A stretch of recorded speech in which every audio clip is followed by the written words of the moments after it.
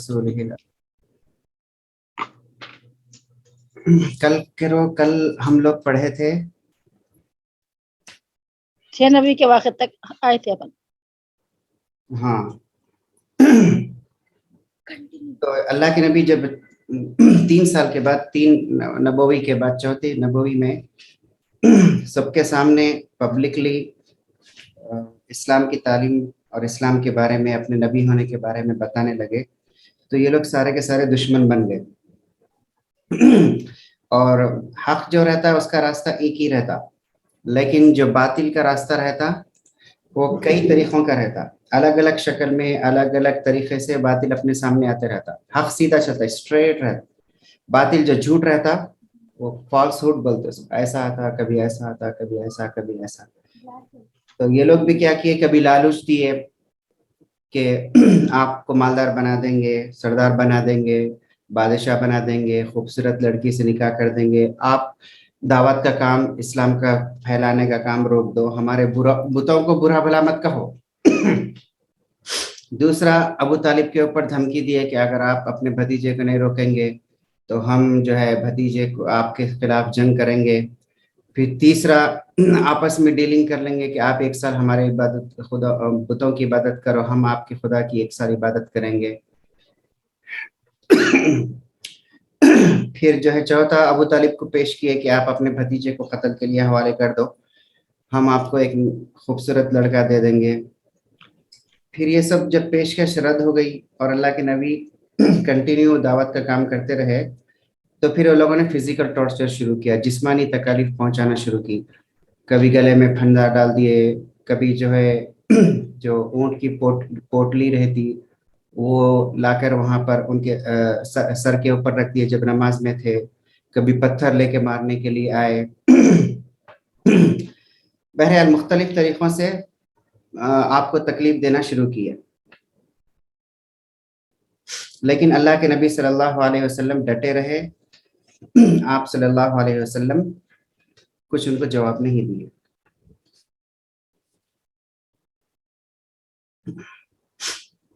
जी, कल के बारे में कोई सवाल, कोई चीज समझ में नहीं आई? तो अब ये हुआ कि अबू तालिब को ये डर होने लगा कि हो सकता कोई जो है हिम्मत करके मेरे भतीजे को कत्ल कर दे, जैसा कि हजरत उमर हिम्मत करके भतीजे को अल्लाह के नबी सल्लल्लाहु अलैहि वसल्लम को कत्ल करने चले थे।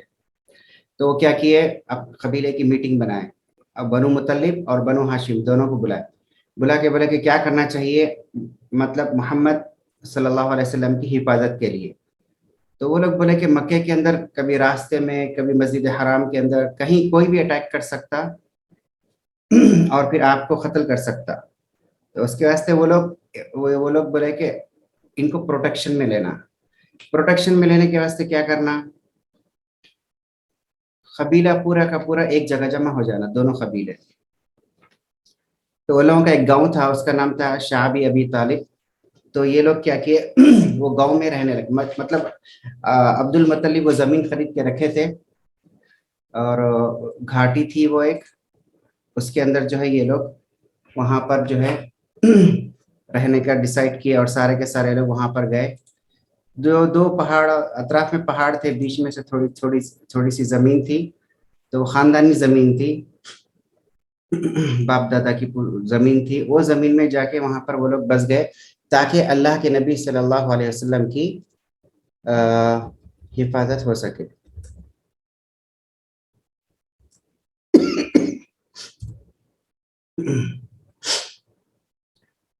ये तो हो गया इनकी तरफ से हिफाजत का इंतजाम जो कबीले की तरफ से था।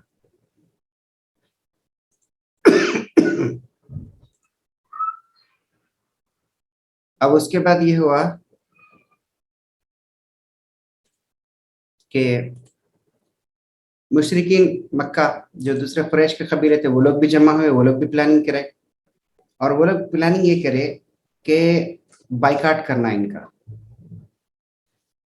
कैसे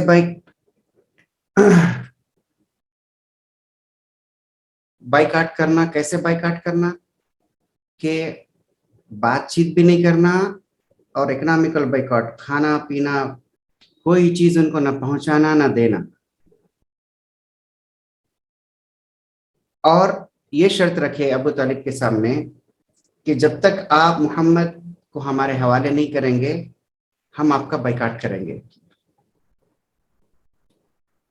तो मुशरिकीन मक्का भी आपस में प्लान करे, जो कुरैश के कबीले थे, कि हम लोग बनु हाशिम का और बनु मुत्तलिब का बाइकाट करेंगे, और बाइकाट इस शर्त पे करेंगे कि ना उनसे खाना ना पीना ना उनसे तिजारत ना उनसे बातचीत, सब हराम। और जब तक कि वो मोहम्मद को हमारे हवाले नहीं करेंगे, अबू तालिब अपने भतीजे को, जब तक ये बाइकाट चलते रहेगा। तो बहरहाल ये लोग अपनी तरफ से प्लानिंग करे और पूरे जितने कुरैश के कबीले थे जितने ट्राइब्स थे उनको जो है जमा किए, और ये सब सारे के सारे इस बात पे मुत्तफिक हो गए, इत्तेफाक किए। तो यहाँ तक कि रिटन एग्रीमेंट भी करे वो लोग, पूरे कबीले मिलके वाले आपस में। तो ये जो बाइकाट शुरू हुआ, वो लोगों का बाइकाट 7 नबवी मुहर्रम के महीने से शुरू हुआ।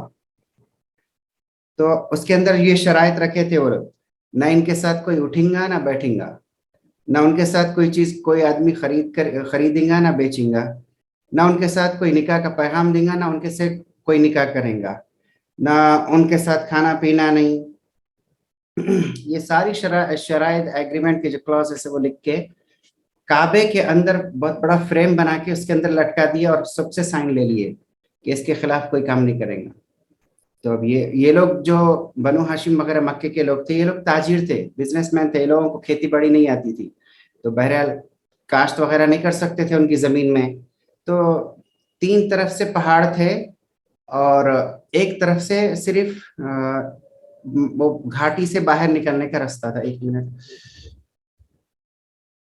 और पहाड़ भी इतने लंबे थे कि उसके ऊपर चढ़ना भी बहुत मुश्किल था। जो बहादुर है वही लोग सिर्फ चढ़ सकते थे और जो है ऊपर पहुंच सकते थे, लेकिन आम आदमी के बस की बात नहीं थी। और चट्टानें बिल्कुल ऐसे इस अंदाज में थी, सीधी एकदम, चढ़ना भी बहुत मुश्किल। और जो पत्थर थे पहाड़ के वो भी नोकीले, मतलब हाथ कट जा सकता उसको, अपने जैसे इन यहाँ के जैसे नहीं कि गोल गोल पत्थर नहीं थे, बल्कि शार्प नाइफ के जैसे पत्थर। तो ऐसे 3, इधर से भी पहाड़ है, इधर से भी पहाड़, इधर से भी पहाड़, सिर्फ एक ही रास्ता एग्जिट का बाहर जाने का। वहां पर ये लोग क्या किया, कुरैश मक्का जो है सिपाहियों को और दूसरे लोगों को लगा दिए कि यहाँ से ये लोग निकलना नहीं, किसी से बात नहीं करना, और कोई आदमी इनके पास अंदर जाना भी नहीं, ये बाइकाट करेंगे, इनका हिफाजत, इनकी चौकीदारी करना। तो बहरहाल ये बाइकाट जो था बहुत ही बुरा बाइकाट था, और ये बाइकाट जो चला वो 1000 दिन तक चला। लेकिन ये बाइकाट के अंदर एक चीज थी कि 4 महीने जो थे वो थे हुर्मत के महीने। मतलब अरबों में हजरत इब्राहिम अलैहिस्सलाम से एक रिवाज आ रहा था, 4 महीने थे जिसमें वो लोग लड़ाई नहीं करते थे, झगड़ा नहीं करते थे, उसको बोलते अशहरुल हराम और हुर्मत के महीने। तो वो 4 महीने ये थे, ज़िलक़ादा, ज़िलहज, मुहर्रम, फिर रजब, कि शाबान रमजान से पहले जो रजब, और फिर ज़िलक़ादा, ज़िलहज, मुहर्रम, ये 3 महीने एक साथ थे। तो इसमें मक्के इन लोगों को मौका मिलता था, ये लोग बाहर आते थे ताजिरों से गल्ला खरीदने के वास्ते, क्योंकि मक्के में कोई पैदावार नहीं होती थी, कोई एग्रीकल्चर लैंड नहीं थी, कुछ नहीं थे, तो बाहर से लोग अनाज लेके आते थे, ये मक्के वाले खरीदते थे। तो अबू जहल वगैरह क्या करते थे, जब भी कोई काफिला आता, देखते कि बनु हाशिम का कोई आदमी जैसे शक्कर है, शक्कर लेना चाह रहा, तो ये लोग अगर 100 रुपए किलो में बेच रहे, तो ये लोग क्या करते थे, ऊंचे दाम लगाते थे, 150 रुपए किलो, और फिर सारा का सारा काफिले का माल खरीद लेते थे ताकि बनु हाशिम वाले ना खरीद सके। और फिर इनके पास पैसे अभी नहीं थे, तिजारत भी नहीं कर सकते थे, अपना सामान सीरिया यमन भेज के कमा भी नहीं सकते थे। और ये बनु हाशिम बनु मुत्तलिब जो थे तकरीबन मर्द औरत वगैरह मिला के 400 के करीब थे उस वक्त। अब बनु हाशिम में आधे लोग मुसलमान थे, आधे लोग हिंदू थे, काफिर थे, मगर फिर भी कबीला के भाई हमारा आदमी है, हमारे कौम का आदमी है, हमारे कबीले का आदमी है बोल के सपोर्ट करते थे, और सपोर्ट में वो वहां रहे थे। एक आदमी था जो सपोर्ट नहीं करा और कबीले से निकल गया, वो आदमी था अबू लहब। वो जाके मुशरिकीन मक्का से मिल गया, काफिरों से मिल गया और इन लोगों के खिलाफ था। رات میں بعض لوگ چھپ چھپ کے ان کی مدد کرتے تھے، جیسے حضرت عمر رضی اللہ تعالیٰ عنہ ہے، حضرت ختیجہ کے بھتیجے حکیم بن حسام. یہ لوگ کیا کرتے تھے، گدھے پہ جو سامان کھانے پینے کا رہتا تھا اس کو باندھ کے تھیلا وغیرہ گدھے کو چھوڑ دیتے تھے، تو وہ گدھا سیدھا ان کے پاس چلے جاتا تھا، سامان لے لیتے تھے، گدھے کو چھوڑ دیتے. لیکن اتنا چھوٹا تھوڑا سامان، ایک تھیلا 2 تھیلا 400 آدمی میں کیا بس ہوگا، ایک ٹائم کھا سکتے تھے بس، اس سے زیادہ نہیں. بعض لوگ جو ہمت والے بہادر تھے پہاڑ پہ چڑھتے تھے، وہاں سے کچھ سامان لانے کی کوشش کرتے تھے.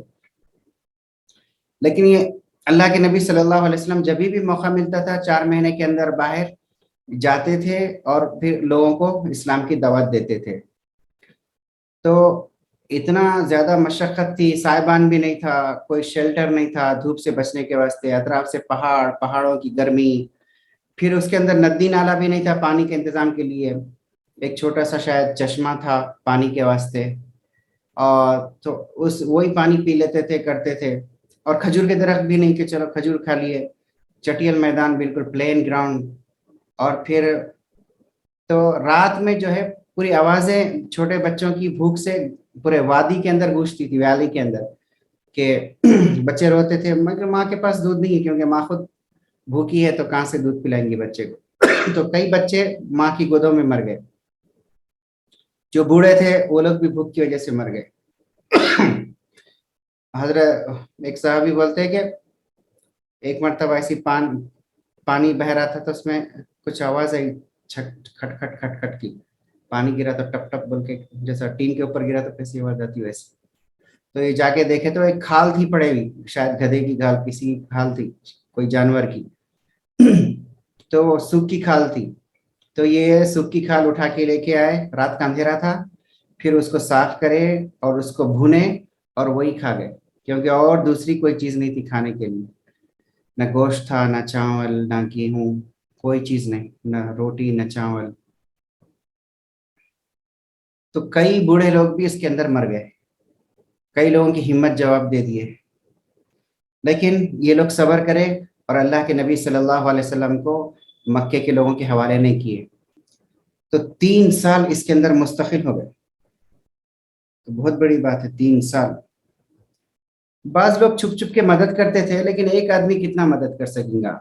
اور یہ قبیلے بنو ہاشم بنو مطلب کے ساتھ جو مسلمان ہو گئے تھے، وہ لوگ بھی اللہ کے نبی کا ساتھ دینے کے واسطے شعب ابی طالب گھاٹی میں جمع ہو گئے تھے. ہم لوگ بولتے شعب ابی طالب، شعب نہیں ہے یہ، شعب مطلب گھاٹی، ابو طالب مطلب ابو طالب کی گھاٹی. تو بہرحال ایک مرتبہ ایک قبیلے کا سردار تھا، قریش کا قبیلے کا سردار، اس کا نام تھا ہشام بن عمر. وہ ایک مرتبہ کچھ اناج لے کے جو چوکیدار تھے ان لوگوں سے لڑ بھیڑ کے یہاں پر گیا، یہاں کی سچویشن دیکھا کہ لوگ مر رہے، بل بلا رہے، تو یہ واپس پلٹا. اور پھر ایک سردار تھا، ان کا نام زہیر بن رویہ. یہ تھے ابو طالب کے بہن کے بیٹے.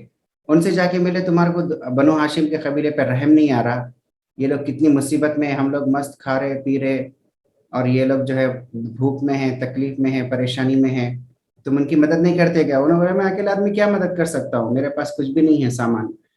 اب یہ قریش اتنے طاقتور لوگ ہیں، میں اکیلا کیا کر سکتا ہوں؟ انہوں نے بولا کہ ٹھیک ہے آپ تیار ہیں نا مدد کے لیے؟ ہاں تیار ہوں. تو ٹھیک ہے، اور ایک آدمی کو پکڑتے ہیں. تو یہ لوگ اور ایک سردار کے پاس گئے، اس کا نام تھا مطعم بن عدی. اس سے بھی یہی بات چیت کی. انہیں بولا میں بھی اکیلا ہوں، میں مسلمانوں کا ہمدرد ہوں، لیکن میجورٹی ہے تو مائنورٹی خاموش بڑھ جاتی، بہت زیادہ لوگ ان کے خلاف ہے تو ہم لوگ اکیلے کیا کر سکتے، لیکن وقت آیا تو ہم لوگ مدد کریں گے. تو پھر اس کے بعد اور ایک سردار کے پاس یہ تینوں مل کے گئے، ابو البختری، پھر اور ایک سردار زماع بن اسود. تو بہرحال یہ 5 سردار جمع ہوئے اور بولے کہ کل ایسی پلاننگ کریں گے کہ بائیکاٹ ختم ہو جائے گا. تو اللہ تعالیٰ نے یہاں پر 2 مدد کی، ایک تو معجزہ ہوا اور دوسرے انسانی لوگوں کے دلوں کے اندر اللہ تعالیٰ ہمدردی پیدا کی ہے. اور لوگوں کو یہ بات سمجھ میں آئی کہ یہ لوگ جو ظلم برداشت کر رہے، ان کے اوپر ظلم ہو رہا اور یہ لوگ برداشت کر رہے اور یہ لوگ حق پہ ہے، تو لوگوں کے دل اسلام کی طرف خود بخود پلٹنا شروع ہوا کہ اتنا ظلم کر رہے پھر بھی یہ برداشت کر رہے لیکن اسلام کو نہیں چھوڑ رہے، تو ضرور اسلام سچا مذہب ہے. دوسرے دن صبح میں یہ لوگ کیا کیے، جب سارے چوپال میں لوگ جمع ہو گئے، سارے قریش کے سردار کعبے کے سائے کے اندر، مسجد حرام کے اندر، تو زہیر بن ربیعہ کیا کریے وہ ٹھہر کے بولے کہ جب طواف کیے پہلے اس زمانے میں جو بھی طواف کرتے تھے پہلے آتے تھے مسجد حرام میں طواف کرتے تھے طواف کرے اور طواف کر کے پھر بولے کہ آپ لوگوں کو شرم نہیں آتی کہ ہمارے بھائی لوگ بھوکے ہیں اور ہم لوگ کھانا کھا رہے ہیں یہاں پر میں اس معاہدے کے خلاف ہوں ابو جہل کو غصہ آ گیا ابو جہل بولا تو جھوٹا ہے جب تو سائن کیا پیپر کے اوپر اب کیسے خلاف ہوتا تو پھر اس کا ساتھ دینے کے واسطے مطعم بن عدی یہ ٹھہر گئے یہ بولے کہ ہم لوگوں سے زبردستی سائن لی گئی ہم معاہدے میں شامل نہیں تھے لیکن ہمارے اوپر زبردستی کی گئی ہم اس کے خلاف ہے تو ابو جہل ان کے اوپر بھی برس پر بولا تم جب سائن کیا اب جھوٹ بول رہے تو پھر تیسرے ابو البختری بن حشاب وہ کھڑے ہو گئے وہ بولے کہ ابو جہل تو جھوٹا ہے واقعی ہم لوگ جو ہے مجبور تھے اس وقت سائن کیے زبردستی ہم سے سائن لے گئی پھر زما بن اسد بھی اٹھے وہ بھی بولے تو بہرحال آدھے سردار قریش کے جو ہے وہ بائیکاٹ کے خلاف ہو گئے تو ابو جہل بولا کہ یہ سب تم لوگوں کی رات میں پلاننگ ہے کوئی رات میں تم لوگ بیٹھے کہیں پر پلاننگ کرے اور صبح میں آ کے یہ ڈرامہ کر رہے وہ سمجھ گیا اتنے میں ابو طالب بھی آ گئے ابو طالب آ کے بولے کہ میں ایک ڈیل کرنا چاہ رہا ہوں تم لوگوں کے ساتھ کیونکہ میرا بھتیجا ابھی مجھے خبر دیا کہ اس کے خدا نے اس کے اللہ تعالیٰ نے اس کو خبر دی ہے کہ جو ایگریمنٹ تم لوگ کعبے کے اندر لٹکا ہے وہ پیپر میں سوائے اللہ کے لفظ کے جہاں جہاں اللہ تھا وہاں کے پورا کا پورا دیمک کھا گئی تو وہ لوگ بولے ایسا کیسا ہو سکتا بالکل نہیں ہو سکتا وہ بولے کہ ٹھیک ہے اگر تم لوگ کعبے کھولو اور وہ جو ایگریمنٹ باکس ہے وہ کھولو اگر اس کے اندر ویسا نہیں ہوا تو میں بھتیجے کو تم لوگ تمہارے حوالے کر دوں گا تم قتل کر دو وہ لوگ بہت خوش ہو گئے چلو بہت اچھی بات ہے بہت اچھی ڈیل ہے تو یہ لوگ سب جب کعبے کے اندر گئے اور وہ باکس کھولے تو وہاں پر جو ہے سوائے اللہ کے باقی سارا کا سارا پیپر جو تھا وہ دیمک کھا گئی تو یہ بائیکاٹ ختم ہو گیا ایگریمنٹ کینسل ہو گیا تو اور پھر اللہ کے نبی صلی اللہ علیہ وسلم اور بنو ہاشم بنو مطلب اور پھر جو بھی مسلمان آپ کے ساتھ تھے وہ لوگ شعب ابی طالب سے باہر نکلے اور اللہ تعالیٰ کا ایک معجزہ ظاہر ہوا جو اللہ کے نبی صلی اللہ علیہ وسلم نے کہا تھا کہ دیمک کھا گئی اور واقعی دیمک کھا گئی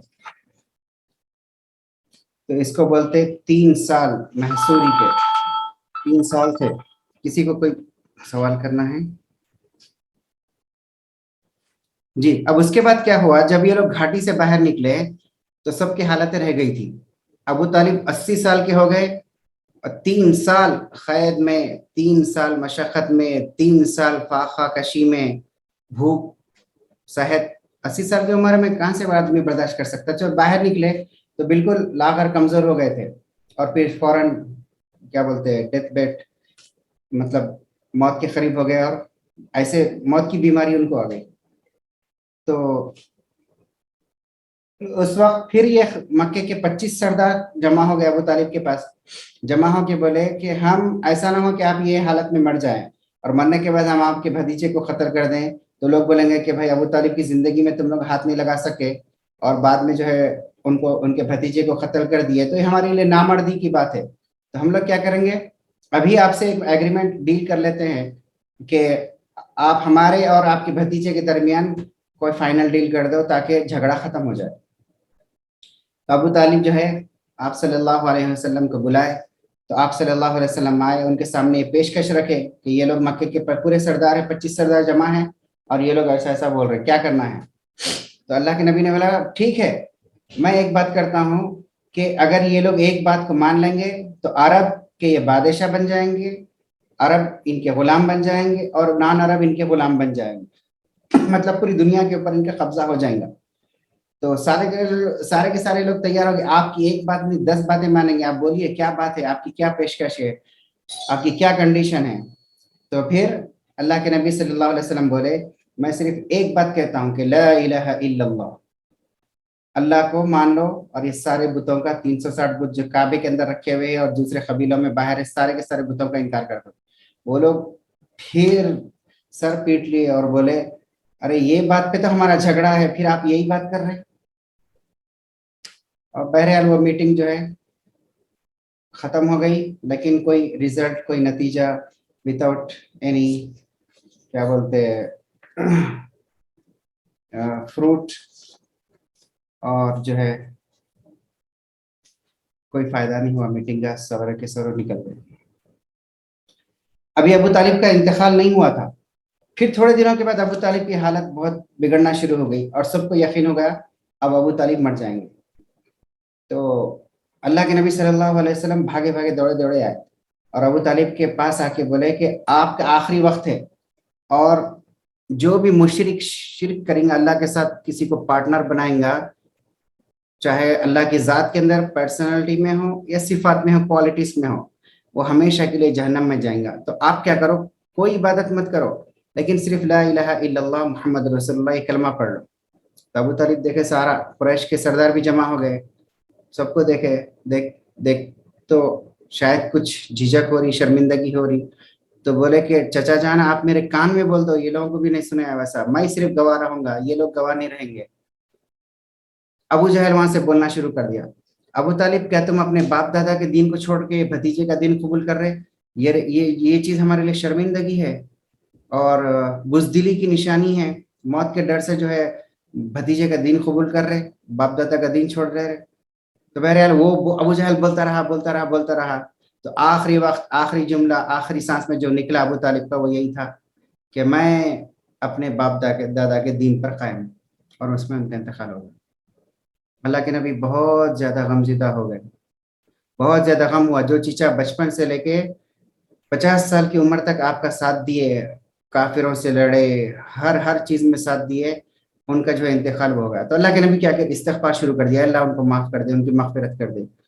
तो फिर अल्लाह ताला ने आयत नाजिल की कुरान पाक में, मा कान लिल मुशरिकीन वमा कान इस्तिग़फ़ार इब्राहीम लिल मुशरिकीन, मतलब अल्लाह ताला ने अल्लाह के नबी सल्लल्लाहु अलैहि वसल्लम को बताया कि जिस आदमी का इंतकाल शिर्क पे हुआ या कुफ्र पे हुआ और 100% मालूम है कि उसमें कोई डाउट नहीं, कोई शक नहीं है, तो हमेशा हमेशा के लिए जहन्नम में जाएगा, और उसके लिए माफ़ी मांगना, इस्तिग़फ़ार करना गैर ज़रूरी है। रोक दिया गया कि आप इस्तिग़फ़ार, माफ़ी, उनके लिए मग़फ़िरत की दुआ ना करें।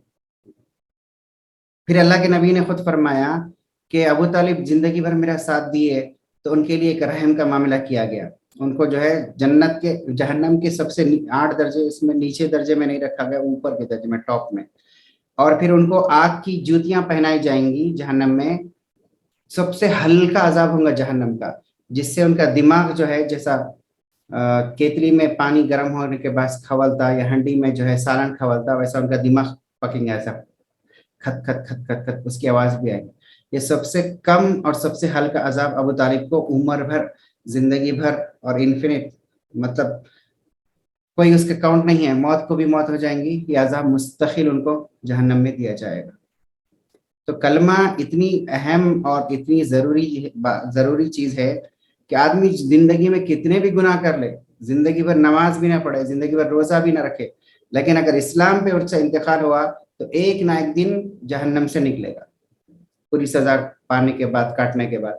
लेकिन अगर कुफ्र पे, शिर्क पे या इस्लाम पे इंतकाल नहीं हुआ उसका, तो फिर हमेशा हमेशा के लिए सिर्फ जहन्नम जहन्नम जहन्नम जहन्नम। तो बहरहाल ये जो है अबू तालिब का किस्सा था। तो अल्लाह के नबी सल्लल्लाहु अलैहि वसल्लम को बहुत ज़्यादा तकलीफ हुई अबू तालिब के इंतकाल पे, क्योंकि जो एक्सटर्नल सपोर्ट था वो उड़ गया। उसके बाद अबू तालिब के बाद जो है और एक आदमी थे, उनका नाम शायद जुबैर था, जुबैर बिन अब्दुल, उन्होंने सरदार बने बनु हाशिम के, लेकिन उनका भी थोड़े दिनों के बाद, चंद महीनों के बाद इंतकाल हो गया। उसके बाद लोग फिर बनु हाशिम वाले अबू लहब को सरदार बना दिए। अबू लहब जैसे ही सरदार बना, मक्के के अंदर आके ऐलान कर दिया, मेरा मेरे भतीजे से कोई ताल्लुक नहीं है, जो मेरे भतीजे को जो कुछ कर सकता कर लो, मैं उसका प्रोटेक्शन नहीं करूंगा, मारना है मारो, कत्ल करना है कत्ल कर दो, जो करना है कर, प्रोटेक्शन नहीं है, सेफ्टी नहीं है। अब ये लोग भी क्या किया, कुरैश वाले आ गए और जमा अल्लाह के नबी का मजाक उड़ाने लगे। ये लोग बोले कि ऐसा करिए, आप कुरान की चंद आयतें हमारे को पसंद नहीं है वो बदल दीजिए। फिर बोला कि हम आपकी मजलिस में बैठेंगे, कुरान सुनेंगे, लेकिन आप आपके मजलिस में जो गरीब है, बिलाल है, खब्बाब है, जो गुलाम लोग हैं, इनको अपने सामने से हटा दो, हमारे लिए अलग मजलिस रखो। फिर बाज लोग बोले कि ठीक है, ये मक्के के जो पहाड़ है इनको हटा दो, एग्रीकल्चर लैंड बना दो, चश्मे आ जाना इसके अंदर, नदी नाले आ जाना, एकदम बिल्कुल स्विट्जरलैंड बन जाना। बस बोले कि नहीं, ایک کام کرو، ہم لوگ خود دیکھنا چاہ رہے ہیں کہ فرشتہ آسمان سے کیسا اترتا، آسمان سے اترتے ہوئے فرشتے کو دکھاؤ. بس بولے کہ نہیں کتاب آ جانا بالکل ہمارے سامنے، پوری کتاب قرآن 10 آیتیں آپ بول رہے روزانہ، 15 آیتیں بول رہے، ایسا نہیں، پوری کتاب بن کے ہمارے سامنے آ جانا. پھر بعض بولے کہ ہم اسلام قبول کر لیں گے، بعض بولے کہ ٹھیک ہے آپ عذاب کی بشارت دیتے، عذاب سے دھمکاتے ڈراتے، تو وہ عذاب اب بھی لا لو ہمارے پاس، آج کے دن ہی اتار دو، ہم دیکھنا چاہتے کہ عذاب کیا ہے. اور پھر اللہ کے نبی کو پھر بولتے تھے، ٹارچر بہت زیادہ کرتے تھے، ہر وقت بولتے تھے قیامت کب آئیں گی. تو اللہ تعالیٰ بولے کہ اللہ کے پاس صرف اس کا علم کسی کے پاس نہیں ہے. لیکن اللہ کے نبی صلی اللہ علیہ وسلم جواب نہیں دیتے تھے، تو بار بار ٹارچر کرتے تھے. پھر ایک آدمی آتا تھا، آ کے ہڈی لے کے ایسا مسلتا تھا، پھر اس کا جو بورا بن جاتا تھا بول کے راکھ اڑا دیتا تھا، اور بولتا تھا کہ یہ ہڈی ختم، یہ راکھ ختم، یہ سب ختم، پھر اللہ کیسا دوبارہ زندہ کریں گے. تو بہرحال ہر آدمی ٹارچر کرنا شروع کر دیا. اور پھر بعض لوگ، ایک آدمی آتا تھا کرتا پھاڑ دیتا تھا، ایک آدمی آتا تھا مٹی ڈال دیتا تھا، ایک آدمی آتا تھوکتا تھا. تو بہرحال کیونکہ اب پروٹیکشن نہیں رہا اللہ کے نبی کو، ابو طالب کا، کیونکہ ان کا انتقال ہو گیا، تو ہر آدمی، مطلب سردار بول کے نہیں بلکہ عام آدمی بھی جو تھا مکے کا، اس کی بھی ہمت ہو گئی کہ اللہ کے نبی کو فزیکل ٹارچر، مطلب جسمانی تکلیف پہنچانے کا. اب ختیجہ رضی اللہ تعالیٰ عنہ کی بھی عمر اس وقت جو ہے 65 سال تھی. 3 سال انہوں بھی اتنا زیادہ ٹارچر برداشت کرے شعب ابی طالب میں، تو ان کی حالت بھی رہ گئی، بوڑھی بھی تھی. تو 3 دن کے بعد، ابو طالب کے انتقال کے 3 دن کے بعد حضرت ختیجہ کا بھی انتقال. باہر کا سپورٹ بھی چلا گیا اللہ کے نبی کو، اندر کا سپورٹ بھی چلا گیا. حالانکہ شعب ابی طالب سے نکلنا، معجزے سے نکلنا خوشی کی بات تھی 2 سال لیکن 10واں سال جو تھا، 7 8 9 10 جو ہے، 7 8 9 اس میں گزارے شعب ابی طالب میں، 10واں سال باہر نکلے، تو پوری خوشی کی بات تھی کہ مسلمان جیت گئے. لیکن اللہ کے نبی وہ سال کو کیا کرے، عام الحزن ڈکلیئر کرے کہ یہ غم کا سال ہے، یہ خوشی کا سال نہیں ہے. کیونکہ 2 سائے، 2 سہارے اللہ کے نبی کے اٹھ گئے، ایک باہر کا ابو طالب، ایک اندر کا ختیجہ. کیونکہ جب بھی باہر کوئی بھی تکلیف دیتا تھا آدمی، تو اللہ کے نبی جب گھر آتے تھے تو حضرت ختیجہ ان کو تسلی دیتے تھے کہ آپ گھبرائیے مت، آپ حق پہ ہے، ایک نہ ایک دن اللہ تعالیٰ آپ کو فتح دیں گے. آج جو ہے بڑے بڑے لوگ کیا کرتے، جماعت میں جاتے یا دین کے اوپر چلنا شروع کر دیتے، لیکن جب گھر آتے تو ان کی بیویاں ان کو ٹارچر کرتے، بچوں کو سامنے کر دیتے، ان کی صورت نہیں دکھ رہی تمہارے کو، تم وہاں جا رہے، اجتماع میں جا رہے، دین کی بات سن رہے، ان کو کون دیکھیں گا. تو اتنا ٹارچر کرتے ہیں مینٹلی فزیکلی آدمی کو، کہ آدمی جو ہے دین چھوڑ دیتا، دین کا کام چھوڑ دیتا، اسلام چھوڑ دیتا. لیکن اگر اپوزٹ رہا کہ اگر عورتیں جو ہے سپورٹ کرنا شروع کر دی ہے، تو پھر آدمی دعوت کا کام کرتا، اسلام کا کام کرتا، دین کا کام کرتا. پیچھے سے بیک سپورٹ ہونا ضروری ہے. اللہ کے نبی صلی اللہ علیہ وسلم کو تکلیف دے رہے تھے، بلکہ عام مسلمانوں پہ بھی حد سے زیادہ تکلیفیں بڑھ گئی تھی. 10ویں نبوت کے 10ویں سال اتنی بڑھ گئی کہ حضرت ابو بکر صدیق رضی اللہ تعالیٰ عنہ کو بھی ٹارچر کرنا شروع کر دیا. تو حضرت ابو بکر صدیق کیا کرے، حبشے کی طرف ہجرت کے لیے چلے، مکے سے باہر کہیں بھی چلے گئے. تو راستے میں وہاں سے ایک سردار آ رہا تھا، وہ مل گیا، وہ مل کے بولے کہاں جا رہے ابو بکر؟ تو بولے کہ تمہاری قوم میرے کو اتنا ستائی کہ مکے سے نکال دی، اب میں جو حبشہ جا رہا ہوں. تو وہ بولا کہ فکر مت کرو، میں تمہارا ساتھ دیتا ہوں، میں تم کو پروٹیکشن کرتا ہوں اور پناہ دیتا ہوں. اور وہ اس کا نام تھا ابن ابی دغنا. تو آیا، وہ مکے میں اعلان کیا، کعبے کے اندر آیا، مسجد حرام میں آیا، آ کے اعلان کیا کہ میں ابو بکر کو پروٹیکشن دے رہا ہوں، اس کو کوئی ہاتھ نہیں لگائیں گے، کوئی تکلیف نہیں دیں گے. حضرت ابو بکر خوش ہو گئے. حضرت ابو بکر کی عادت تھی کہ رات میں تہجد پڑھتے تھے اور قرآن زور زور سے پڑھتے تھے. تو یہ اپنے گھر رہنے لگے اور جو ہے قرآن زور زور سے پڑھنے لگے. تو ہوا ہے کہ رات میں جو غلام باندیاں تھیں، وہ لوگ اطراف میں جمع ہونے لگے ان کا قرآن سننے کے لیے. پھر مکے کے جو نوجوان بچے بچیاں تھے، وہ لوگ بھی جمع ہوئے قرآن سننے کے لیے. پھر ان کا دل قرآن کی طرف مائل ہوا اور وہ لوگ بھی اسلام قبول کرنے لگے. تو پھر ابو جہل کو تشویش ہوئی اور یہ ابو دغنا کے پاس آیا، بولا کہ تم کس کو پناہ دیے، جس کی وجہ سے مکے کے اندر پھر سے انتشار پیدا ہو رہا، پھر سے لوگوں میں تفرقہ پیدا ہو رہا، لوگ ڈیوائیڈ ہو رہے. تو ابن دغنا پھر ابو بکر کے پاس آیا اور بولا کہ مجھے تکلیف میں مت ڈالو، آپ گھر کے اندر قرآن پڑھو، باہر مت پڑھو، گھر کے اندر پڑھو، تاکہ دوسروں کو سننے آئے. تو یہ قرآن کا معجزہ ہے کہ اگر آپ قرآن اچھی طریقے سے پڑھیں گے تجوید کے ساتھ اور دل کے در کے ساتھ تو آپ کو سامنے والے کو اسلام کیا ہے سمجھانے کی ضرورت نہیں پڑے گی, خود بخود وہ آدمی اسلام قبول کر رہے گا. تو بہرحال ابو بکر صدیق رضی اللہ تعالیٰ نے تھوڑے دن گھر کے اندر پڑھے, لیکن پھر بولے کہ بھائی فائدہ کیا ہے اس کا, ہم تو تبلیغ کے لیے بھیجے گئے, ہمارا کام تبلیغ کرنا ہے, چھپ چھپ کے جو ہے بیٹھنا نہیں ہے گھروں کے اندر. تو پھر ابو دغنے کے پاس گئے اور بولے کہ تیری پناہ میں تجھے واپس کرتا ہوں, اللہ کی پناہ میں آتا ہوں, اور مجھے کسی کی پناہ کی ضرورت نہیں ہے, بول کے پھر اکیلے تنہا مکے کے اندر رہنے لگے. تو آپ اس سے اندازہ کر سکتے ہیں کہ کتنی تکالیف تھی مسلمانوں پہ نبوت کے 10ویں سال, کہ ان امیجنیبل, اللہ کے نبی پہ لوگ ہاتھ اٹھا رہے تو عام مسلمانوں کو کیا کیا کر رہے تھے سوچو آپ. تو کوئی سوال؟ ابو جہل تو بدر میں مرا نا, ہجرت کے 2 سال, تو مطلب نبوت کے 15 سال کے بعد. اچھا اچھا. اور ابو جہل مکے کا سردار تھا اس وقت. اچھا. اور سب سے زیادہ دشمنی میں ابو جہل آگے رہتا تھا. اس کو اللہ کے نبی صلی اللہ علیہ وسلم لقب دیے تھے کہ یہ میری امت کا فرعون ہے. جیسے موسیٰ علیہ السلام کا فرعون تھا سب سے زیادہ دشمنی میں سخت, ویسے ابو جہل بھی امت محمدیہ کا سب سے زیادہ خطرناک دشمن تھا.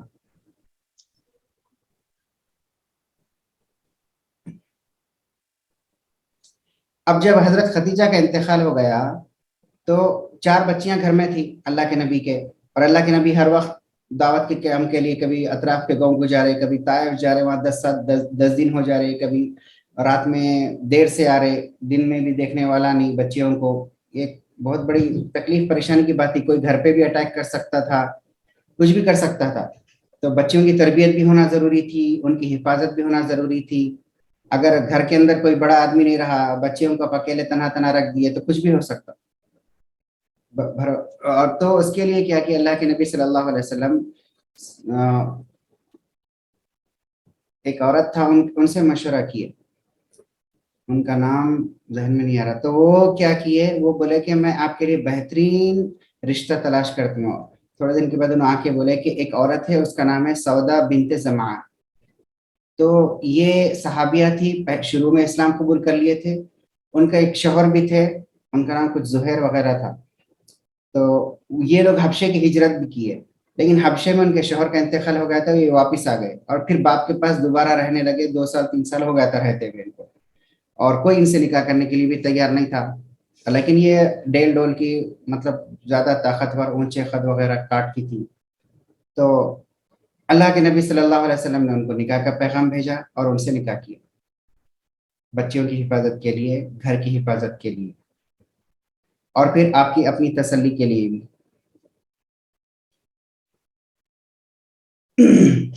تو یہ اللہ کے نبی صلی اللہ علیہ وسلم کا دوسرا نکاح تھا حضرت خدیجہ کے بعد. تو اللہ کے نبی 11 نکاح کیے, اور پھر 2 بیویاں آپ کی زندگی میں انتقال ہو گیا, 2 بیویوں کا 9 بیویاں آپ کے انتقال کے وقت تھی. تو جتنے بھی اللہ کے نبی نے نکاح کیے وہ سارے کے سارے کوئی حکمت کی وجہ سے کیے, کوئی مصلحت کی وجہ سے کیے, نفس کے خواہش کے واسطے نہیں کیے. 50 سال کی عمر میں آدمی کیا کرے گا, زندگی ختم ہو جاتی ہے. تو اللہ کے نبی صلی اللہ علیہ وسلم اپنے گھر کی حفاظت کے لیے حضرت سودا سے نکاح کیے. ریزن یہ تھا, یا کبھی جو ہے کوئی قبیلے کو کیا بولتے جنگ نہیں لڑنا ہے, اس سے محبت دوستی اور جو ہے ایگریمنٹ کرنا ہے, پیسفل رہنا ہے اس کے ساتھ, تو ان کی کوئی لڑکی سے شادی کر لیے تو سارے کے سارے قبیلے والے سالے بن گئے, تو آپس کی جنگ ختم ہو گئی. کبھی کوئی رسم و رواج ہے غلط, اس کو ختم کرنے کے لیے شادی کی ہے. تو بہرحال ہر نکاح میں اللہ کے نبی کی حکمتیں تھی, اور اللہ کے نبی خود فرماتے ہیں کہ جتنے بھی میں نکاح کیا وہ اللہ تعالیٰ کی طرف سے حکم تھا. اللہ تعالیٰ نے آپ کو خواب کے ذریعے سے یا کسی اور ذریعے سے حکم دیا کہ یہ عورت سے نکاح کرو. جتنے بھی آپ نے اپنے بیٹیوں کے نکاح کیے وہ بھی اللہ کی طرف سے وحی کے ذریعے سے کیے. اللہ تعالیٰ نے حکم دیا کہ آپ کی بیٹی کا ان سے نکاح کرو, اور پھر آپ کا بھی اپنا نکاح اللہ کے نبی کے حکم سے ہوا. جی, تو کوئی سوال یہاں تک؟ دوسرا نکاح ہوگا. اپن جبیج پڑے تھے نا کہ حبشہ کی ہجرت جب کیے تو عثمان رضی اللہ تعالیٰ عنہ, رقیہ رضی اللہ تعالیٰ عنہ چلے گئے تھے, تو یہ 4 5 ہجری کی نبوت کے نبی میں ہوا تھا نا یہ. تو جب شادی ہوگی تھی نا رقیہ رضی اللہ عنہ کی، ہاں کیا بولے؟ چوتھے پانچویں نبی میں ابھی آپ ہجرت نہیں کرے تھے، جب حبشہ کی ہجرت ہوئی تو جب عثمان رضی اللہ عنہ چلے گئے تھے نا، تو ہاں جب ساتھ میں رقیہ رضی اللہ عنہ بھی گئے تھے بلکہ تھا نا، تو پھر ابھی 4 بیٹیاں نہیں تھے نا شادی کی، تب یہ 10واں سال چل رہا نا نبوت کا.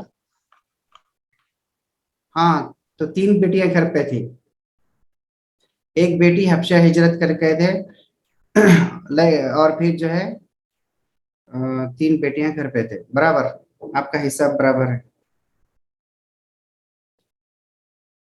حضرت سودا بھی ساتھ، حضرت سودا رضی اللہ تعالیٰ عنہ بھی ساتھ گئے تھے، لیکن پھر واپس آ گئے. شوہر کا جب انتقال ہو گیا تو یہ پھر واپس آ کے باپ کے پاس رہنے لگے. اب اللہ کے نبی صلی اللہ علیہ وسلم کا کوئی سپورٹر نہیں تھا مکے کے اندر، مطلب کوئی قبیلہ نہیں، کوئی سردار نہیں. گھر کے اندر بھی بہت مشکل، کیونکہ حضرت خدیجہ مالدار خاتون تھی اور ان کا ایک رعب تھا، دبدبہ تھا، وہ بھی سردار کی طرح تھی، ایک سرداری تھی وہ بھی. تو حضرت خدیجہ کی وجہ سے بھی لوگ ہمت نہیں کرتے تھے کہ آپ صلی اللہ علیہ وسلم کو تکلیف پہنچائے. اور پھر ایکسپورٹ امپورٹ کا کاروبار تھا حضرت خدیجہ کا، تو وہ سارا کا سارا پیسہ مال سب اللہ کے نبی کو دے دیے تھے کہ آپ دین کا کام کرتے رہیے، دنیا کمانے کی آپ کو ضرورت نہیں ہے. تو بہرحال یہ تو پھر ایکسپورٹ امپورٹ، حضرت خدیجہ کا انتقال ہو گیا تو وہ بزنس بھی ختم ہو گیا، پھر مال بھی ختم ہو گیا، اور ابو طالب کی وجہ سے ایکسٹرنل باہر کا جو سپورٹ ہے وہ بھی ختم ہو گیا. تو اللہ کے نبی سوچے کہ میں بھی حبشہ ہجرت کر جاؤں. پھر بعد میں اللہ کے نبی ہجرت کا ارادہ حبشے کا نہیں کیے، بولے کہ اللہ تعالیٰ نے مجھے نبی جو پہلے بنا کے بھیجا وہ افریقہ کے لیے نہیں بھیجا بلکہ عرب کے لیے بھیجا، اور عرب میں بھی مکے کے لیے بھیجا. تو میں مکہ چھوڑ کے نہیں جاؤں گا کیونکہ میرا مشن ہے مکہ ٹارگیٹ، اس کے بعد پھر عرب، پھر بعد میں افریقہ، امریکہ، یا جو بھی اس زمانے میں تھا، ایشیا، جو بھی دوسرے کنٹریز تھے اس پہ. تو اللہ کے نبی حبشہ نہیں گئے، ہجرت نہیں کی. لیکن اللہ کے نبی کیا کیے، طائف گئے، کیونکہ وہاں کا جو قبیلہ تھا بنو ثقیف قبیلہ بہت اسٹرانگ تھا، اور وہ لوگ تیر انداز بھی بہت مشہور تھے. تو اللہ کے نبی سوچے کہ اگر میں طائف جاؤں گا تو ہو سکتا وہاں سے سپورٹ مل جائے. تو میں طائف کو سوری آج انٹرنیٹ بہت زیادہ ستا رہا. تو اللہ کے نبی صلی اللہ علیہ وسلم طائف گئے تاکہ وہاں کا سپورٹ لے اور طائف کو بیس بنا کے وہاں سے پھر عرب کے اندر پورا کام کرے، پھر بعد میں مکے پہ اٹیک کرے. کیونکہ سپورٹ ہونا ضروری تھا، پروٹیکشن ضروری تھا. بغیر کسی پروٹیکشن کے دعوت کا کام نہیں کر سکتے تھے، کیونکہ عام سے عام آدمی بھی اللہ کے نبی کو قتل کر سکتا تھا. اور ابو لہب کی طرف سے اجازت تھی کہ جو چاہے وہ کرو. تو اللہ کے نبی کیا کیے، طائف کا سفر کیے.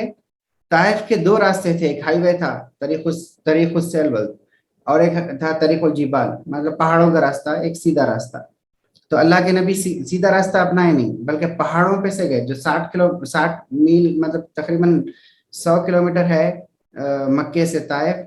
تو اللہ کے نبی چھپتے چھپاتے پہاڑوں کے راستے سے گئے، اور اپنے جو غلام تھے زید بن حارثہ جن کو آزاد کر دیے تھے وہ ساتھ میں تھے. یہ دونوں تو انشاءاللہ بھی دیکھیں گے، اگر انٹرنیٹ اگر پھر سے ڈسکنیکٹ ہو رہا تو پھر کل کریں گے، اگر نہیں ہوا تو پھر انشاءاللہ یہ 10-15 منٹ ہے ابھی باقی لے لیں گے. تو اللہ کے نبی سپورٹ حاصل کرنے کے واسطے دوسرے سرداروں سے، تاکہ وہ شہر کو بیس بنا کے سٹی مطلب سینٹر بنا کے اطراف کے عرب میں دوسرے قبیلوں میں دوسرے سٹیز میں دعوت کا کام، اسلام کا کام کر سکے، اسلام پہنچانے کا. طائف سٹی کو ٹارگٹ بنائے. تو آپ طائف گئے، ڈر تھا کہ راستے میں کوئی قتل کر دیں گا، کوئی پکڑ لیں گا، کوئی زخمی کر دیں گا. تو عام راستے کو، ہائی وے کو چھوڑ کے کیا کیے، پہاڑی راستے سے گئے چھپتے چھپاتے پہاڑوں پہ سے. تو کئی دن لگے طائف جانے کے لیے، کیونکہ پہاڑ پہ ایسا چڑھنا پھر اترنا پھر چڑھنا پھر، کیونکہ پورے پہاڑ ہے طائف تک مکے کے بعد. تو بہت ڈیفیکلٹ، مطلب بہت زیادہ مشکل راستہ تھا. وہاں پر ایک آدمی تھا طائف کے اندر، اس کا انتقال ہو گیا تھا، اس کے 3 بیٹے تھے، وہ تینوں سردار تھے. ان لوگوں کا نام تھا عبد یعلیل، مسعود اور حبیب، یہ تینوں بیٹے تھے. تو سب سے پہلے طریقہ یہی ہوتا کہ کوئی سٹی کے اندر آپ جا رہے تو سب سے پہلے وہ قبیلے کے سردار سے ملنا، اس کی پرمیشن سے آپ قبیلے میں رہ سکتے ہیں یا قبیلے میں دوسروں سے بات کر سکتے. تو اور یہ بھی سنت ہے کہ آپ اگر کسی کو دعوت دینے جا رہے تو جو سٹی میں جا رہے، جو شہر میں جا رہے یا جو گاؤں میں جا رہے، تو گاؤں کے جو بڑے رہتے، مکھیا رہتے، چودھری رہتے، سرپنچ رہتے، ایم ایل اے رہتے، ایم پی رہتے، ان کے پاس جانا، ان کو دعوت دینا. پھر عام پبلک کے پاس بھی جانا. تو اللہ کے نبی صلی اللہ علیہ وسلم پہلے یہ 3 سرداروں کے پاس گئے اور جا کر ان سے بات کی ہے. بولے کہ میں نبی ہوں اور مجھے پناہ دو تاکہ میں یہاں رہ سکے، آپ اسلام قبول کرو، پناہ دو، میں یہاں پر رہ سکے. پورے اطراف میں مدینہ ہے، یمن ہے اور بحرین ہے، ہر جگہ اسلام پھیلا سکوں. تو سب سے پہلا جو بیٹا تھا سردار عبدیہ علیہ، نے بولا اللہ کو آپ کے سوا کوئی ملا نہیں جس کو آپ کو نبی بنا کے بھیجتے. مطلب طنز مارا کہ آپ کیسے نبی ہو سکتے. نبی بولا تو بہت اچھا آدمی ہونا، آپ کو کیسا بنا دیا. اور پھر دوسرا بولا کہ اگر آپ اللہ کے واقع نبی ہے تو کعبے کا پردہ پھٹ جانا. پھر تیسرا بولا میں آپ سے بات ہی نہیں کر سکتا ہوں. اللہ کے نبی بولا کیوں بات نہیں کرتے آپ؟ تو بولے کہ میں اگر واقعی نبی سے بات کرا تو اچھا ہے، لیکن اگر میں واقعی نبی سے بات کرا تو صحیح ہے، لیکن اگر واقعی نبی سے بات کرا تو صحیح ہے، لیکن اگر میں جھوٹے آدمی سے بات کرا تو میں جھوٹے آدمی سے بات کرنا نہیں چاہتا، کیونکہ اگر سچے نبی کا انکار کر دیا میں تو اللہ کا عذاب آ جائے گا. مطلب بولنا یہ چاہ رہا تھا انہیں مختصر سے کہ آپ کو میں سچا نبی نہیں مانتا، جھوٹا نبی مانتا ہوں، آپ صرف دعویٰ کر رہے ہیں کچھ مقصد کے واسطے. تو اللہ کے نبی مایوس نہیں ہوئے. تو اللہ کے نبی ان لوگوں سے پرمیشن لیا، ٹھیک ہے آپ لوگ اسلام قبول نہیں کرتے تو میں عام پبلک کے اندر دعوت کا کام کروں گا. وہیں پر ٹھہر گئے طائف کے اندر. 10 دن تک طائف میں رہے اور ہر آدمی کے پاس جا کے دعوت کا کام کرے، ہر آدمی کو جا کے اسلام کی بات سمجھائے.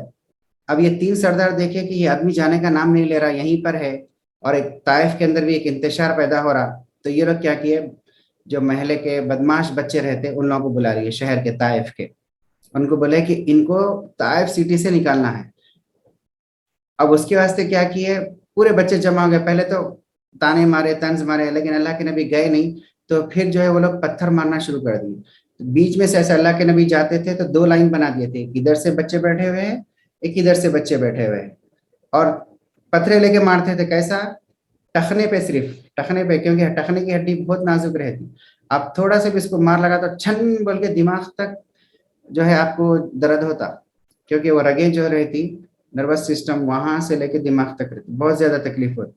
تو یہ لوگ تاک تاک کے کیا کیے، اللہ کے نبی کے ٹخنوں پہ مارنا شروع کیے تھے. خون بہنے لگا، اتنا خون بہا کہ اللہ کے نبی کی ساری جوتیاں جو تھے، شوز جو تھے، وہ خون کے اندر پورے فل ہو گئے، پورے بھر گئے خون کے اندر. اور اللہ کے نبی اگر بیچ میں بیٹھ جاتے تھے، اور زید بن حارثہ بھی پروٹیکشن کرتے تھے، کبھی سامنے جاتے تھے ان کو پتھر لگتا تھا، ادھر پیچھے سے بچے مار دیتے تھے، پیچھے جاتے تو سامنے والے بچے مار دیتے تھے، دائیں جاتے تو بائیں والے مار دیتے تھے. تو ایک بندے کی حفاظت نہیں کر سکتا. تو 3 کلومیٹر تک یہ سلسلہ جاری رہا. مطلب طائف کا جو شہر تھا وہ 3 کلومیٹر کے ایریا میں تھا.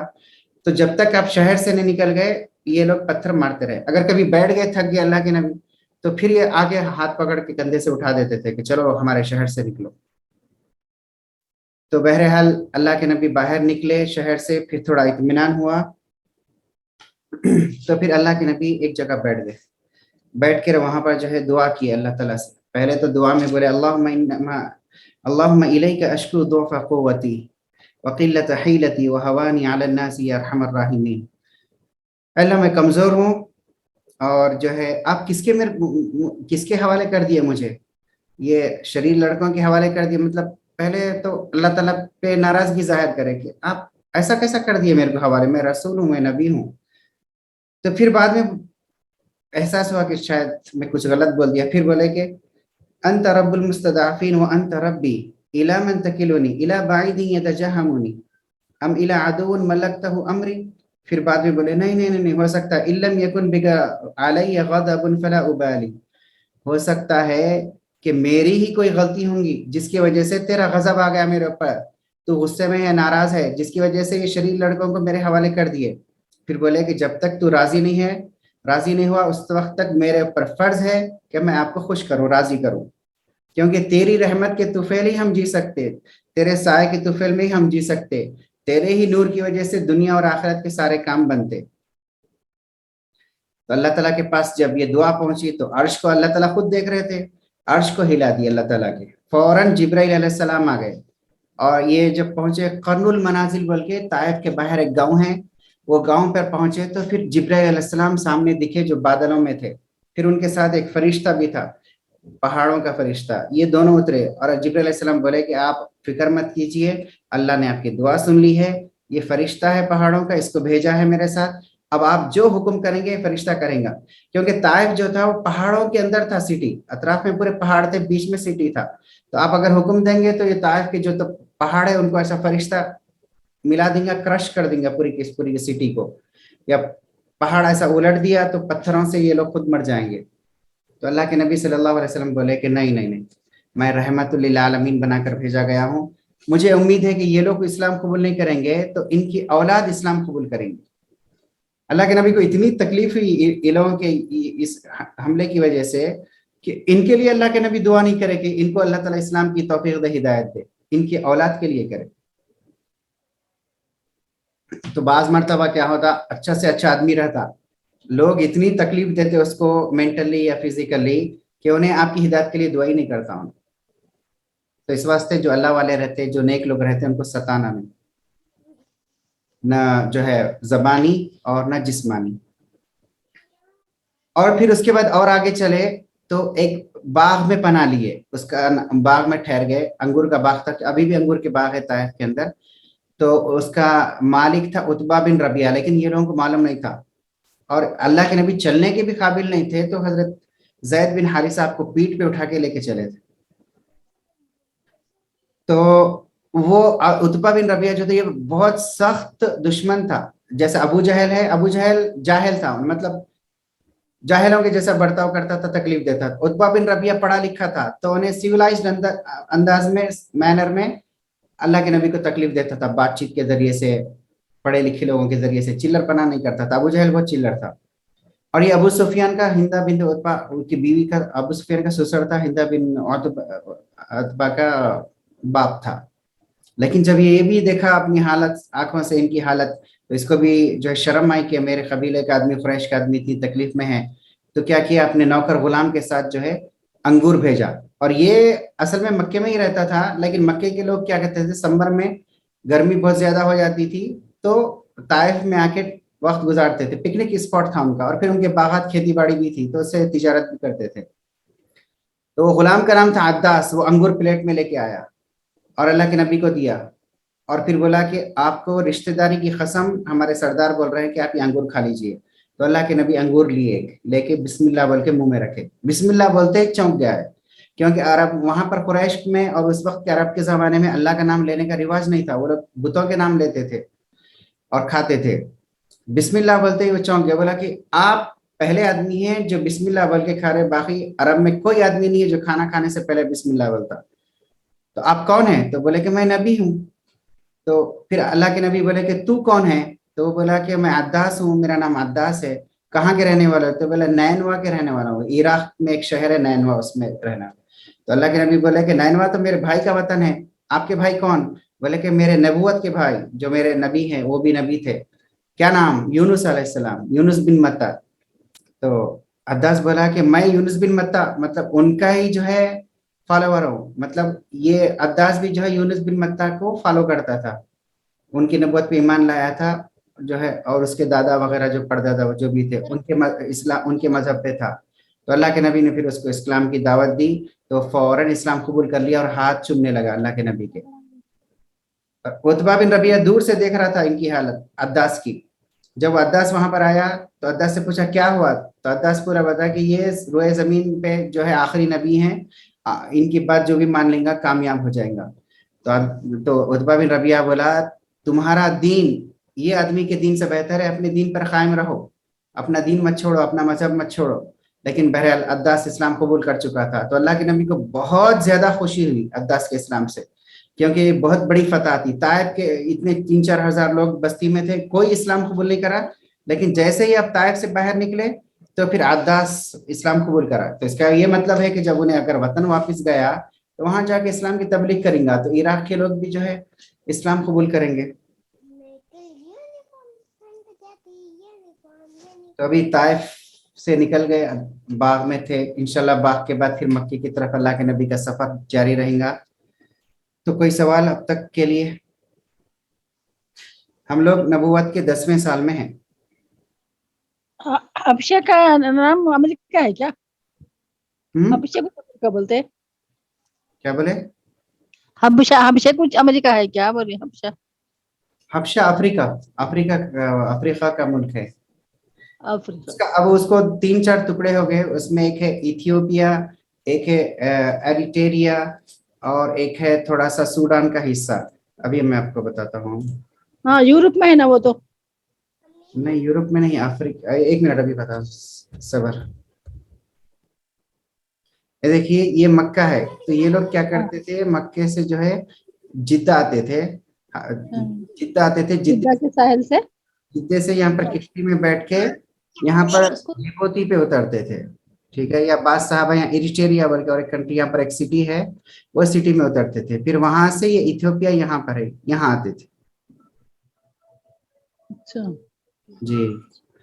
तो इतना सफर तय करते थे। ये इथियोपिया, ये जिबूती, इरिट्रिया, ये सूडान, ये पहले के जमाने में ये पूरा इतना हिस्सा, एक मिनट बताता हूँ मैं। ये सारा,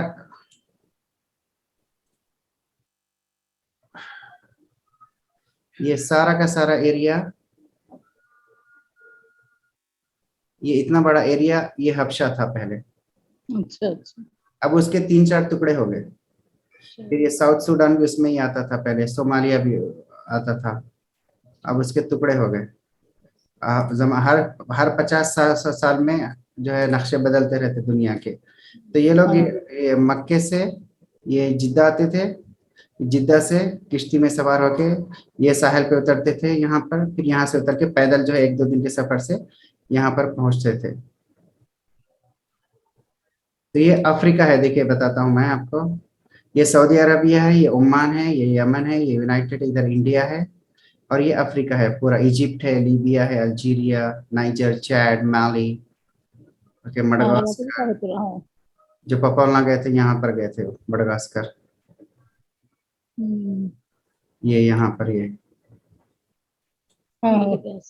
यहाँ गए थे यहाँ इधर। गए थे, समुद्र पार करके। हाँ। अब अमेरिका जो आप बोल रहे हैं, तो अमेरिका जो है इधर है। हाँ अमेरिका अलग है, समझ में आया। पूरा अलग है, कंटिनेंट कॉन्टिनेंट पूरा। ये नॉर्थ अमेरिका है, ये साउथ अमेरिका, अमेरिका यहाँ पर है। ये हाँ हाँ अच्छा ठीक है। अब यूरोप बोल रहे हैं, तो यूरोप जो है इधर है, अफ्रीका से इधर ऊपर चले जाना, ये है। ये हाँ। रशिया है, आयरलैंड है, यूनाइटेड किंगडम है, डेनमार्क है, ये यूरोप का हिस्सा है। तो अगर आपको यूरोप जाना है तो ये मक्के से ऊपर जाना, नीचे नहीं। हम लोग ये अफ्रीका जाना है तो नीचे। तो मक्के से ऊपर इधर Jordan, Israel, Lebanon, Syria, Turkey, यहाँ से आप क्रॉस करके बल्गेरिया, ग्रीस, ये यूनान जो था, इटली और रोमानिया, यहाँ से आप यूरोप में जाते। ये यूरोप है, ऑस्ट्रिया, पोलैंड, फ्रांस। फ्रांस। जी। हाँ ये यूरोप में आता सब, हाँ। सही है। हाँ, मैं समझी वो हबशा को जो बोलते कि क्या है, कि समझ रही थी। हाँ वो सऊदी अरब में है हबशा, ये मतलब आप अफ्रीका में थे, अफ्रीका में थे। दुबई यहाँ पर है, ये साइड है, right side. United Arab Emirates यहाँ पर, मक्का इधर है, यमन यहाँ पर है, बहरैन इधर है, यहाँ पर। हम्म, हाँ सही है। ये है ना ये और फिर जो है ये इधर जिद्दा है, और ताइफ इधर है, ये देखिए ताइफ। अच्छा। अगर आपको ताइफ, ये हाँ अच्छा, मौसम ठंडा है वहाँ। हाँ, तो यहाँ से अल्लाह के नबी इधर गए थे ताइफ। ये रेड सी है, बहर हम्म, अहमर बोलते हैं उसको उर्दू में। हाँ रेड सी।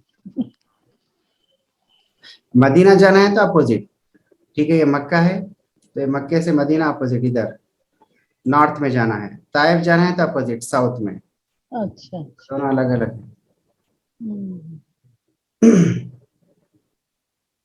चलिए टाइम होगा आपका. ऊपर आगे गए तो तबूक आता, फिर तबूक से ऊपर गए तो सीरिया, ये सीरिया, इधर यूरोप, फिर इधर तुर्की, अच्छा. इधर से नीचे गए तो यमन, अगर आप इधर गए तो दुबई, इधर गए तो बहरीन, अच्छा. या इधर से गए तो सीधा बहरीन से आगे इराक, ईरान, फिर उधर पाकिस्तान, इंडिया, ऐसा. अलखुबर. हाँ जज़ाकल्लाह खैर, सब ये भी बता दी. चलो अल्हम्दुलिल्लाह. जी, ये देखिए ईरान ही था, फिर ईरान से आप पाकिस्तान आ सकते हैं, पाकिस्तान से इंडिया, हैदराबाद, यहाँ पर. मस्त. ये नॉर्मल.